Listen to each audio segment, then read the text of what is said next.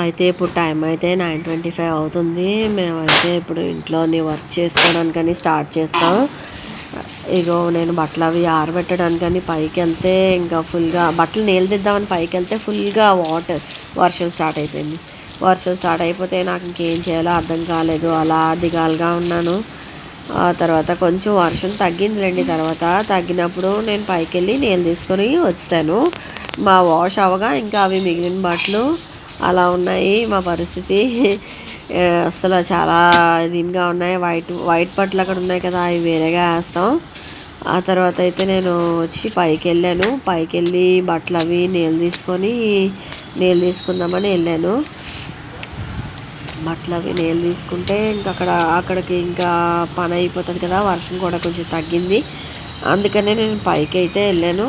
పైకి వెళ్ళి పర్వాలేదు, ఓకే ఎండింది అని చెప్పేసి వాటర్ డీఫ్రాస్ట్ చేసి బట్టలు అవి నీళ్ళు తీసుకొని నేను కిందకైతే వెళ్ళిపోయాను. అంటే కంఫర్ట్లో వేస్తాను క్లాత్స్.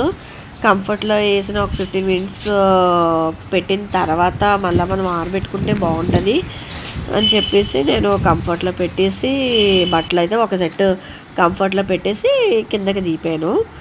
ఆ తర్వాత ఇల్లు ఫుల్గా కిందకి దిగబడికి ఇల్లు అయితే ఫుల్గా చాలా గలీజ్గా ఉంది. గ్యాస్ బెల్ అయితే క్లీన్ చేసుకున్నాం, కానీ ఇంకా షింక్లో సామాన్లు ఇల్లు అవి తొడడానికి అయితే ఉన్నాయి. మీకు ఇంట్లో అందరికీ బాగోలేదు, లేకపోతే మాకు దూపాలు అయితే చాలా ఎక్కువగా ఉంటాయి. అవి సామాన్లు సర్దేస్తే మా ఆయనగారు అయితే కూరగాయలు తెచ్చారు. ఇది ఒక కూర తెచ్చారు.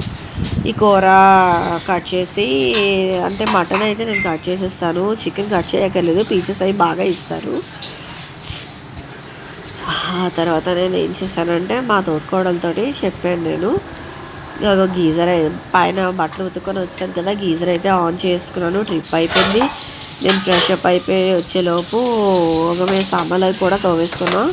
ఫ్రెష్ అప్ అయ్యి వచ్చాను. సరే అయితే ఇంకా పైనకి వెళ్ళి ఇంకా బట్టలు ఆరబెట్టచ్చు కదా, కొంచెం వాటర్ అది ఇంకుతుందని చెప్పేసి బియ్యం అది ఎక్కించి నేను పైకి వెళ్ళాను. ఇటు సైడ్ అత్తయ్య అంబలు పెట్టుకున్నారు.